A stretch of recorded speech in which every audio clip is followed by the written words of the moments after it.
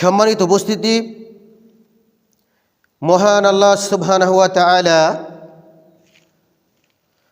কুরআনুল কারীমটাই নাজিল করেছেন আমাদের জন্য, বিশেষ করে হেদায়েতের জন্য, মানুষ এবং জিন জাতির হেদায়েতের জন্য কুরআনুল কারীমকে নাজিল করেছেন। সম্মানিত উপস্থিতি, মহান আল্লাহ রাব্বুল আলামিন কুরআনুল কারীমের মধ্যে সূরা দিয়েছেন 114টি। কয়টি সূরা? 114টি সূরা দিয়েছেন। কুরআনুল কারীমে সর্বপ্রথম যে সিরিয়ালে সূরাটা আছে, এই সূরার নাম হলো সূরা আল ফাতিহা। আমরা প্রত্যেকেই এই সূরাটা জানি। আগে বয়স্ক মানুষ যারা ছিল, মুরব্বী মানুষ, তারা বলতো আলহামদুলিল্লাহ সূরা। নাম সূরা আল ফাতিহা, এইটা জানুক আর না জানুক, আলহামদুলিল্লাহ সূরা বলে সূরা তারা এটা জানে। এই সূরার সর্বশেষ আয়াত গায়রিল মাগদুবি আলাইহিম ওয়ালাদ-দাল্লিন। আল্লাহ রাব্বুল আলামিনের কাছে এখানে আমরা প্রার্থনা করছি যে, হে আমার রব, হে আমাদের রব, হে আমাদের আল্লাহ, আপনি আমাদেরকে সরল সঠিক পথ প্রদর্শন করুন। কিসের পথ প্রদর্শন করবেন না? গায়রিল মাগদুবি আলাইহিম ওয়ালাদ-দাল্লিন। যারা গজব প্রাপ্ত হয়েছে এবং যারা পথভ্রষ্ট, তাদের পথ আমাদেরকে দেখাবেন না। এদের পথ ছাড়া অন্যান্য যে ভালো পথগুলি আছে, যাদের পথ ভালো আছে, সিরাতাল্লাযীনা আনআমতা আলাইহিম, যেই পথে আপনি নিয়ামত দান করেছেন, সেই নিয়ামতওয়ালা পথ, যেটা নবী রাসূলদের পথ, শহীদদের পথ, সিদ্দিকদের পথ, তারপরে যারা নেক কাজ করে, সৎকর্ম করে, তাদের পথ, সালেহিনদের পথ, সেই পথ আমাদেরকে প্রদর্শন করুন। আমরা দুঃখের সাথে বলতে হয়, অন্তত প্রত্যেক দিন ফরজ নামাজ 5 ওয়াক্ত, 17 রাকাত ফরজ নামাজ, এর মধ্যে আমরা কমপক্ষে 17 বার এই দোয়াটা আল্লাহ রাব্বুল আলামিনের কাছে করছি না? করছি। তথাপি আমরা এখান থেকে আল্লাহ রাসূল সাল্লাল্লাহু আলাইহি ওয়াসাল্লামকে জিজ্ঞাসা করা হলো যে মাগদুব এবং দল্লিন কারা? সাহাবায়ে আজমাইন জিজ্ঞাসা করলেন, বুঝতে পারেন নাই সাহাবায়ে আজমাইন যে মাগদুব কারা আর দল্লিন কারা। যখন বুঝতে না পারলেন, আল্লাহ রাসূল সাল্লাল্লাহু আলাইহি ওয়াসাল্লামকে জিজ্ঞাসা করলেন যে এরা কারা। আল্লাহ রাসূল সাল্লাল্লাহু আলাইহি ওয়াসাল্লাম উত্তর দিলেন যে এরা হলো ইহুদি এবং খ্রিস্টান। ইহুদি এবং খ্রিস্টান। তাহলে মাগদুব এবং দল্লিন কারা? ইহুদি এবং খ্রিস্টান। আমরা চাইতেছি যে আল্লাহর কাছে, যে আল্লাহ, আপনি আমাদেরকে ইহুদি এবং খ্রিস্টানদের পথ দেখাইন না। যেই কাজ ইহুদিরা করে, যেই কাজ খ্রিস্টানরা করে, আপনি আমাদেরকে সেই পথ দেখাইন না। আপনি আমাদেরকে আপনার নিয়ামত নাজিল করা যে পথ আছে, সেই পথ আমাদেরকে দেখান। এই দোয়া আমরা প্রত্যেক দিনই অন্তত ফরজ নামাজের 17 রাকাত এটা আমরা পাঠ করছি, আল্লাহর কাছে বলছি। তা সত্ত্বেও কিছু মানুষ ইহুদি খ্রিস্টানদের পথেই চলে, ইহুদি খ্রিস্টানদের পথেই চলে। সম্মানিত উপস্থিতি, দেখুন আল্লাহ সুবহানাহু ওয়া তাআলা সূরাতুল মাইদা 48 নম্বর আয়াতের মধ্যে আল্লাহ রাব্বুল আলামিন বলছেন, লিকুল্লি জাআলনা মিনকুম শিরআতাও ওয়া মিনহাজা ওয়ালাউ শাআল্লাহু লাজআলাকুম উম্মাতান ওয়াহিদাতান ওয়ালাকিন লা ইয়াবলুয়াকুম ফি মা আতাকুম ফাস্তাবিকুল খায়রাত। আল্লাহ রাব্বুল আলামিন এই আয়াতের মধ্যে বললেন, তোমাদের প্রত্যেকের জন্য আমি নির্ধারণ করেছি শরীয়ত এবং স্পষ্ট পন্থা। শরীয়ত এবং স্পষ্ট পন্থা। আমাদের শরীয়ত কি? আমাদের শরীয়ত হলো ইসলাম। আমাদের শরীয়ত ইসলাম। আমরা মানব কি? কোরআন এবং সহিহ হাদিস। এটা হলো আমাদের জন্য। অর্থাৎ যেই পথ নবী সাল্লাল্লাহু আলাইহি সাল্লাম দেখিয়েছেন সেই পথ। যেই পথ কোরআন থেকে প্রমাণিত সেই পথ, যেই পথ সেই হাদিস থেকে প্রমাণিত সেই পথ, এটাই হলো শরীয়ত, এটা হলো বিধান আমাদের জন্য। তো আল্লাহ রাব্বুল আলামিন এখানে বললেন তোমাদের প্রত্যেকের জন্য আমি নির্ধারণ করেছি শরীয়ত এবং স্পষ্ট পথ, স্পষ্ট পদ্ধতি। এবং আল্লাহ যদি চাইতেন তবে তোমাদেরকে একটি উম্মত বানাইতেন। আল্লাহ যদি চাইতেন কি করতেন? একটি উম্মত বানাইতেন। আমরা একটি উম্মত না, কারণ বিভিন্ন নবীর বিভিন্ন উম্মত, বিভিন্ন সময় বিভিন্ন দল গোষ্ঠী, বিভিন্ন উম্মত আল্লাহ রাব্বুল আলামিন পাঠিয়েছেন। আমরা হলাম সর্বশেষ নবীর উম্মত। তো আল্লাহ সুবহানাহু ওয়া তাআলা বললেন যে আল্লাহ যদি চাইতেন তাহলে একটা উম্মত বানাই দিতে পারতেন, একটা দল বানাই দিতে পারতেন, কিন্তু তিনি তা দেননি। কিন্তু তিনি তোমাদেরকে যা দিয়েছেন তাতে তোমাদেরকে পরীক্ষা করতে চান। তোমাদেরকে যা দিয়েছেন তাতে তোমাদেরকে পরীক্ষা করতে চান। ইহুদিদের একটা দিন দিয়েছিলেন, খ্রিস্টানদের একটা দিন দিয়েছিলেন, তারপরে অন্যান্য জাতির জন্য আর বিভিন্ন দিন ছিল, বিভিন্ন শরীয়ত ছিল, আর আমাদের জন্য আবার অন্য একটা শরীয়ত। কেন ভিন্ন ভিন্ন করলেন? পরীক্ষা করার জন্য। কি জন্য? পরীক্ষা করার জন্য। এবার দেখেন পরীক্ষা হচ্ছে কি হচ্ছে না, আর আমরা কি পরীক্ষায় পাস না ফেল তাও জেনে যাবো ইনশাআল্লাহ। তো আল্লাহ সুবহানাহু ওয়া তাআলা বললেন যেহেতু তোমাদেরকে পরীক্ষা করার জন্যই বিভিন্ন শরীয়ত তোমাদেরকে দিয়েছি, তারপরে বিভিন্ন উম্মাতে বিভক্ত তোমাদেরকে করেছি, সুতরাং কি করা? ফাস্তাবিকুল খায়রাত, তোমরা ভালো কাজে প্রতিযোগিতা করো। কোন কাজে প্রতিযোগিতা করবে? ভালো কাজে প্রতিযোগিতা করবে। আল্লাহ রাব্বুল আলামিন বললেন ভালো কাজে প্রতিযোগিতা করার জন্য। আর আমরা ভালো কাজে প্রতিযোগিতা না করে যত খারাপ কর্মকাণ্ড আছে সেইখানে প্রতিযোগিতা আমরা বেশি করতে পছন্দ করি। এটা হলো মানুষের স্বভাব হয়ে গেছে এখন। আমরা যতক্ষণ আলোচনা শুনি, কোরআন হাদিস শুনি, ততক্ষণ মনে হয় যে আমি সবচেয়ে ভালো মানুষ, এরপর থেকে আমি আর খারাপ কাজে যাব না, আমার থেকে ভালো মানুষ আর কেউ হতে পারবে না। কিন্তু ওয়াজের প্যান্ডেল থেকে বের হওয়ার পরই দেখা যায় আর সেই কথা মনে নাই যেই কথা প্যান্ডেলের ভিতরে বসে আমরা শুনছিলাম। আল্লাহ সুবহানাহু ওয়া তাআলা এই আয়াতেরই শেষ অংশে বলেছেন ইলাল্লাহি মারজিউকুম জামিয়ান ফায়ুনাব্বিউকুম বিমা কুনতুম ফীহি তাখতালিফুন। আল্লাহ রাব্বুল আলামিন এই অংশে বলেন আল্লাহর ওই দিকে তোমাদের সবার প্রত্যাবর্তন স্থল, আল্লাহর কাছেই ফিরে যেতে হবে। আমরা মারা গেলেই কোথায় চলে যাব? আল্লাহর কাছে চলে যাব। আল্লাহর কাছে যদি না যাইতে হইতো, আল্লাহ যদি আমাদেরকে মরার পর না ধরতে পারতো, তাইলে তো যা ইচ্ছা তাই করা যেত। আল্লাহর রাজত্ব ছেড়ে যদি চলে যাওয়া যেত, আল্লাহর ক্ষমতার বাইরে যদি চলে যাওয়া যেত, তাহলে ক্ষমতার বাইরে চলে গেলেই কাজ হয়েছে, তাই না? সম্ভব কারো পক্ষে? সম্ভব নয়। আল্লাহ রাব্বুল আলামিন এই জন্য বললেন ইলাল্লাহি মারজিউকুম জামিআ, তোমরা সকলেই আল্লাহর নিকটেই প্রত্যাবর্তন করবে, আল্লাহর কাছেই তোমাদের হলো প্রত্যাবর্তন স্থল। ফায়ুনাব্বিউকুম বিমা কুনতুম ফীহি তাখতালিফুন, অতঃপর তিনি তোমাদেরকে অবহিত করবেন যা নিয়ে তোমরা মতবিরোধ করতে।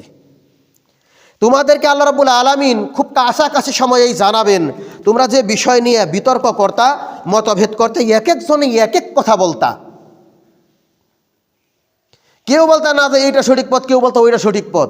আসলে কোনটা সঠিক পথ অচিরেই তোমরা জানবে। আল্লাহ সুবহানাহু ওয়া তাআলা সূরা আলে ইমরান আয়াত নাম্বার 19, এই আয়াতের মধ্যে আল্লাহ সুবহানাহু ওয়া তাআলা বলেন ইন্নাদ-দীনা ইনদাল্লাহিল ইসলাম, ইন্নাদ-দীনা ইনদাল্লাহিল ইসলাম, একমাত্র মনোনীত পছন্দনীয় দিন তথা আমাদের মনে হয় যেটাকে আমরা ধর্ম বলি সেটা হলো ইসলাম। কি সেটা? ইসলাম একমাত্র দিন, একমাত্র বিধান। ইসলাম আবির্ভূত হওয়ার পরে, নবী মুহাম্মদ সাল্লাল্লাহু আলাইহি ওয়াসাল্লাম আসার পরে, কোরআন নাজিল হওয়ার পরে পৃথিবীর আর কোনো ধর্ম, আর কোনো দিন অনুসরণ করা কারোর জন্য জায়েজ নাই। একমাত্র ইসলামকেই অনুসরণ করতে হবে, এর ব্যতিক্রম কেউ করতে পারবে না। কারণ আল্লাহ একমাত্র বাছাই করে দিয়েছেন, পছন্দ করে নিয়েছেন ইসলামটাকে। এরকম আল্লাহ রাব্বুল আলামিন সূরা আরাফ 3 নম্বর আয়াতের মধ্যে বলেন, ইত্তাবিউ মা উনজিলা ইলাইকুম মির রাব্বিকুম ওয়া লা তাত্তাবিউ মিন দুনিহি আউলিয়া কলিলাম মা তাযাক্কারুন। আল্লাহ রাব্বুল আলামিন কি বলেন? তোমাদের প্রতি তোমাদের রবের পক্ষ থেকে যা নাজিল করা হয়েছে, তোমাদের প্রতি তোমাদের পক্ষ থেকে যা নাজিল করা হয়েছে, আমাদের জন্য আমাদের রবের পক্ষ থেকে কি নাজিল করা হয়েছে? কোরআনুল কারীম। কি নাজিল করা হয়েছে? ওহী নাজিল করা হয়েছে। সেই ওহীর অনুসরণ আমাদেরকে করতে হবে। আল্লাহ রাব্বুল আলামিন বলেন, ওয়ালা তাত্তাবিউ মিন দুনিহি আউলিয়া, তাকে ছাড়া অন্য কোনো অভিভাবকের অনুসরণ করো না। অন্য কোনো অভিভাবক, অন্য কোনো নেতা, অলি আউলিয়াদের অনুসরণ তোমরা করো না। কারো অনুসরণ করবে না। কার করবে না? শুধুমাত্র তোমাদের জন্য আল্লাহ যা নাজিল করেছেন, তোমাদের রব তোমাদের জন্য যা নাজিল করেছেন, যে ওহী দিয়েছেন, সেই ওহী অনুসরণ করবে। তাছাড়া কোনো আউলিয়ার অনুসরণ করবে না, কোনো অলির অনুসরণ তোমরা করবে না। লা তাত্তাবিউ, তোমরা অনুসরণ করবে না, মিন দুনিহি, তাকে ছাড়া। কাকে ছাড়া? আল্লাহকে ছাড়া। আল্লাহকে ছাড়া কাউকে অনুসরণ করবে না। আউলিয়া, কোনো আউলিয়া ওলিদেরকে, কোনো অভিভাবকদেরকে অনুসরণ তুমি করবে না। কলিলাম মা তাযাক্কারুন, তোমরা সামান্য উপদেশ গ্রহণ করে থাকো। সামান্য সংখ্যক মানুষ সাধারণত উপদেশ গ্রহণ করে, বেশি মানুষ উপদেশ গ্রহণ করে না। বুঝলেন? আল্লাহ রাব্বুল আলামিন উপদেশ গ্রহণ করতে বললেন, আর সাধারণত অল্প কিছু মানুষ উপদেশ গ্রহণ করে, বেশি মানুষ উপদেশ গ্রহণ করতে পছন্দ করে না, উপদেশ গ্রহণ তারা করে না। সম্মানিত উপস্থিতি, আমাদের জন্য আল্লাহ রাব্বুল আলামিন দ্বীন ইসলামকে নির্ধারণ করে দিলেন, অথচ আমরা দ্বীন ইসলামের বাইরে ইহুদিদেরকে অনুসরণ করছি, খ্রিস্টানদেরকে আমরা অনুসরণ করছি। হয়তো কেউ জেনে করছি, হয়তো বা কেউ না জেনে করছি, অথবা ধরেন বন্ধুদের পাল্লায় পড়ে করছি। বন্ধুদের পাল্লায় পড়ে করছি আমরা কোনো না কোনোভাবে। অনেক মানুষ করছে, আসলে সে হয়তো নিজেও জানে না এখানে ইহুদিদের অনুসরণ করছে, খ্রিস্টানদের অনুসরণ করছে, হয়তো বা তারা নিজেও জানে না। সম্মানিত উপস্থিতি, আজকে ডিসেম্বরের 27 তারিখ, আর মাত্র 4 দিন। দিবাগত রাত্রি 12টা 1 মিনিটে শুরু হবে কর্মকাণ্ড, খেলা। 31st নাইট, নাম শুনছেন আপনারা? 31st নাইট মানে 31তম রজনী, ডিসেম্বরের 31তম রজনী পার হয়ে 12টা 1 মিনিটে কি শুরু হলো? 2025 সন জানুয়ারির 1 তারিখ শুরু হবে, ঠিক না? 2025 সন জানুয়ারির 1 তারিখ নতুন বছর শুরু হবে, যেটাকে আমরা ইংরেজি সন বলি। তবে আমাদের মনে রাখতে হবে, পৃথিবীতে ইংরেজি সন বলতে কিছুই নাই। বুঝছেন? ইংরেজি সন বলতে কিছুই নাই। যেটা আমরা ইংরেজি সন বলি, এটা হলো খ্রিস্টাব্দ। এটা কি? খ্রিস্টাব্দ। আর একটা আছে হিজরি, আরবি সন, যেটার উপর ভিত্তি করে আমরা হজ পালন করি, যেটার উপর ভিত্তি করে আমরা সিয়াম পালন করি, যেটার উপর ভিত্তি করে আমরা আরাফার সিয়াম পালন করি, যেটার উপর ভিত্তি করে আমরা আশুরা পালন করি। এইগুলি হলো কি? হিজরি সন। আর আমাদের বাংলাদেশে আছে আরেকটা কি? বঙ্গাব্দ। কি আছে? বঙ্গাব্দ। আমার জানা মতে এই তিনটার বাইরে পৃথিবীতে আর কোনো সন প্রচলিত নেই। যেটা ইংরেজি লেখা হয় সেটা ভুল, এটা আমরা ভুল জেনেছি ততদিন পর্যন্ত। ইংরেজিতে কোনো সন নাই। আরবি যেটা বলা হিজরি, তারপরে খ্রিস্টাব্দ, বঙ্গাব্দ, এই তিনটা সন। বঙ্গাব্দটা শুধুমাত্র আমাদের বাংলাদেশেই। সম্মানিত উপস্থিতি, ওই সনটা যদি খ্রিস্টানদের হয়, খ্রিস্টাব্দ খ্রিস্টানদের সন যদি হয়, তাহলে এই সনটা বছরটা, ওদের দিনটা, এইতে 31st নাইটের যে অনুষ্ঠানটা, এটা কাদের অনুষ্ঠান? খ্রিস্টানদের অনুষ্ঠান। কারণ নতুন বছর শুরু করলো ওরা, নাকি? তাহলে ওদের কি হলো? ওদের অনুসরণ হলো, আমরা যদি সেটা অনুসরণ করে পালন করি। সম্মানিত উপস্থিতি, প্রায় 1450 বছর আগে নবী মুহাম্মদ সাল্লাল্লাহু আলাইহি সাল্লাম, বুখারীর হাদিস, আন আবি সাঈদ রাদিয়াল্লাহু তাআলা আনহু আন্না নবী সাল্লাল্লাহু আলাইহি সাল্লাম قال, নবী সাল্লাল্লাহু আলাইহি সাল্লাম থেকে বর্ণনা করেছেন, নবী সাল্লাল্লাহু আলাইহি সাল্লাম বলেন, আবু সাঈদ খুদরী রাদিয়াল্লাহু বর্ণনা করেছেন, قال, তিনি বলেন, লা তাত্তাবিউন্না সানানা মান ক্বাবলাকুম শিবরান বিশিবরিন ওয়া যিরআম বিযিরাইন হাত্তা লাউ সালাকু হুজরা দাব্বি লা সালাকতুমুহু কুলনা ইয়া রাসূলুল্লাহ আল ইয়াহুদু ওয়ান নাসারা ক্বালা ফামান। আল্লাহর রাসূল সাল্লাল্লাহু আলাইহি সাল্লাম বললেন, তোমরা অবশ্যই এমন পর্যায়ে চলে যাবে যে, এমন অবস্থায় তোমরা চলে যাবে যে, কারা? নবী মুহাম্মদ সাল্লাল্লাহু আলাইহি সাল্লামের পরে যে মানুষ আছে, যে উম্মত আছে, যারা নিজেদেরকে মুসলিম দাবি করে, যারা নিজেদেরকে মুমিন দাবি করে, এদের কথা আল্লাহ রাসূল সাল্লাল্লাহু আলাইহি সাল্লাম বলছেন, তোমাদের অবস্থা এ পর্যায় পর্যন্ত পৌঁছে যাবে, চলে যাবে যে, তোমাদের পূর্ববর্তীদের পন্থা অনুসরণ করবে। তোমাদের পূর্বে যারা ছিল তাদের পথ অনুসরণ তোমরা করবে। প্রতি বিঘতে বিঘতে, বিঘত চিনেন তো, আমরা এটাকে এক বিঘত বলি না, প্রতি বিঘতে বিঘতে তোমরা তাদেরকেই অনুসরণ করবে। এরপরে আল্লাহ সাল্লাল্লাহু আলাইহি সাল্লাম বলেন, প্রতি গজে গজে তোমরা কি করবে? তাদেরকেই অনুসরণ করবে। এমনকি তারা যদি সাপের গর্তেও ঢুকে, তবে তোমরাও তাতে ঢুকবে। বুঝতে পারছেন আপনি? সাপের গর্ত কি আমাদের জন্য নিরাপদ? নিরাপদ? সাপের গর্তে কি থাকবে? সাপ। আর সেই গর্তে কারো দেখা দেখি আমি আর আপনিও যদি যাই, তাহলে সাপ কি শুধু তারই কামড়াবে না আমারেও কামড়াবে? থাকলে সে নিজের বাঁচার জন্য হোক বা যে জন্যই হোক, আমাদের সকলকেই কামড়াবে। এই জাতিটা এমন পর্যায় পর্যন্ত পৌঁছে যাবে, তাদের পূর্ববর্তীদের অনুসরণ করতে করতে বিঘতে বিঘতে গজে গজে তারা তাদেরকে অনুসরণ করবে। এমনকি তারা যদি সাপের গর্তে ঢুকে পড়ে, তাহলে এই জাতিও সাপের গর্তেই তাদের পিছনে পিছনে ঢুকবে। তারা বুঝতে পারতেছে না যে আমরা মৃত্যুর গর্তে ঢুকছি। সাপের গর্তে ঢোকার মানেই কি? সাপের কামড় খায় মৃত্যু। এটাই তো স্বাভাবিক হিসাব, তাই না? এটাই।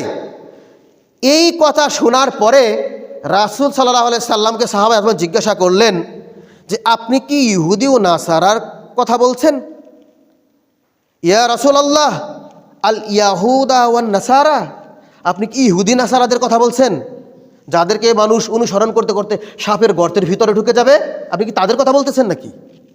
আল্লাহ রাসূল সাল্লাল্লাহু আলাইহি সাল্লাম বলেন, ফামাং, তাহলে আর কে? তার মানে এই জাতি এমন পর্যায় পর্যন্ত পৌঁছে যাবে, ইহুদিদের সাথে সাথে তারা মৃত্যুর দিকেই চলে যাবে। সাপের গর্তেও যদি ইহুদিরা যায়, খ্রিস্টানরা যায়, তাদের পিছনে পিছনে এই মুসলিম জাতিও ইহুদিদের পিছনে পিছনে একদম সাপের গর্তে ঢুকে যাবে, মৃত্যুর গর্তে ঢুকে যাবে।